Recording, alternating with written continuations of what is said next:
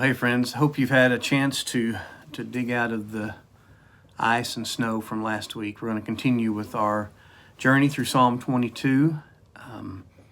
Today we're looking at verse 6. But I am a worm and not a man, scorned by mankind and despised by the people. So up to this point, Jesus' prayer has been theological. As he has embodied the words of doubt, longing, and faith in the psalm, we have been able to stand somewhere apart from the events on Calvary and observe. The next few verses, however, take us into the terror of the moment. Here in verse 6, the psalm changes perspective. It focuses on the plaintiff. As Jesus recites the psalm verse by verse, it takes on a very personal meaning. Humbly and with great sorrow and compassion, we are able to see into the heart of our Lord. When he remembers the phrase, "But I am a worm and no man," he is speaking for the first time of himself. In the book of Exodus, we learn that when God revealed himself to Moses, that Moses wanted to know, well, who should I say sent me to deliver the Israelites from Pharaoh? And God's answer was this mysterious "I am." Tell them I am sent you.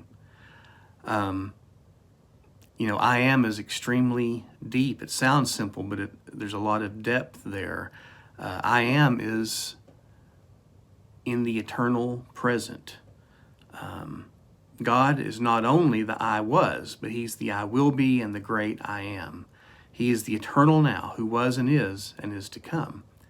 And in the New Testament, the writer of John's Gospel exalts Jesus to this same high place. He says that in the beginning was the Word, that's Jesus, and the Word was with God, and the Word was God. He was in the beginning with God, and all things were made through him, and without him was not anything made that was made.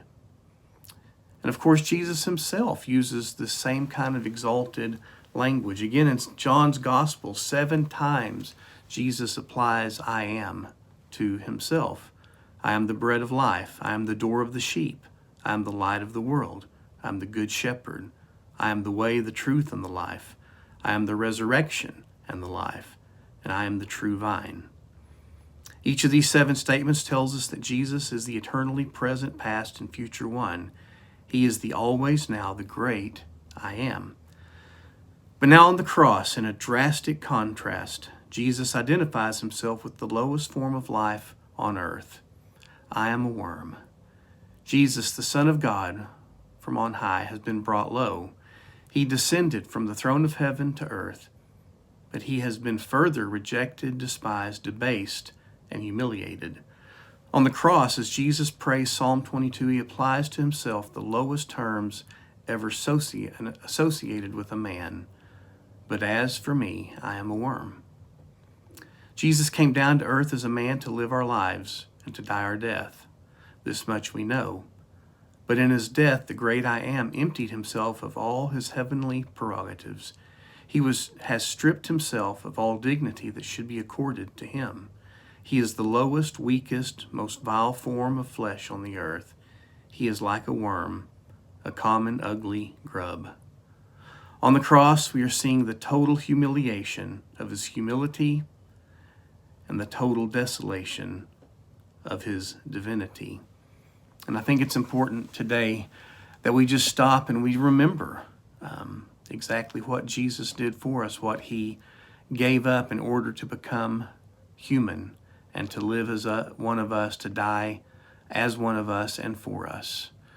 And yet we also need to remember he did this out of his great love because he wants to redeem us.